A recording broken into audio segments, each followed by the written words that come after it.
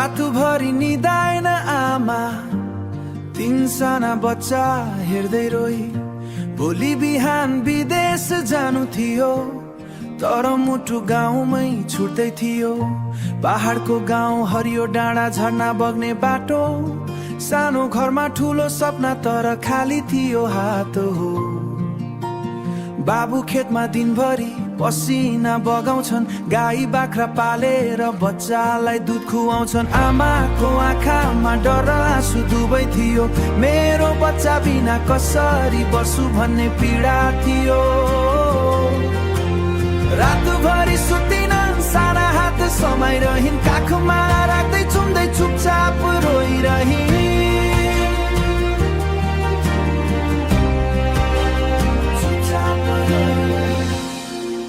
आमा विदेश गइन् पैसा कमाउन, तर मुटै छोरा छोरीसँग छोड्न। खाना खाँदा सम्झिन्छन्, काम गर्दा रुन्छन्, सुत्ने बेलामा बच्चाको नाम बोल्छिन्। बाबु सुत्यो कि फोनमा सोधिरहन्छन्, आँसु लुकाएर हाँस्न खोजिरहन्छन्। विदेशको सहरमा शरीर मात्रै बस्यो, आमाको आत्मा गाउँमै हरायो। बिहान सबेरै जब गाडी आयो, घर अगाडि तीनै बच्चा निदाएकै थिए। सिरानी माथि आमाले टाउको छामिन, आँसु झरिरह्यो। फर्केर आउँछु भन्दै मुटु चिरिरह्यो। बाबु चुपचाप ढोकामा उभिनु भएको थियो, भित्रभित्रै उहाँको मन पनि रोएको थियो।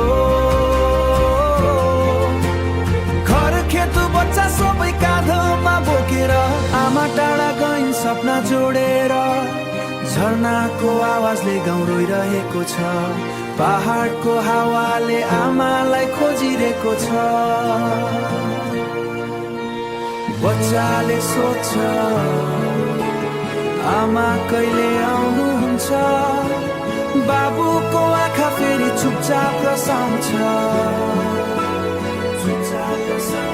नेपालको गाउँ, त्यो सानो घर आज पनि आमालाई कुरिरहेको छ। एक दिन फर्केर रङ्गालो हाल्ने सपना, त्यही आशामा परिवार बाँचिरहेको छ।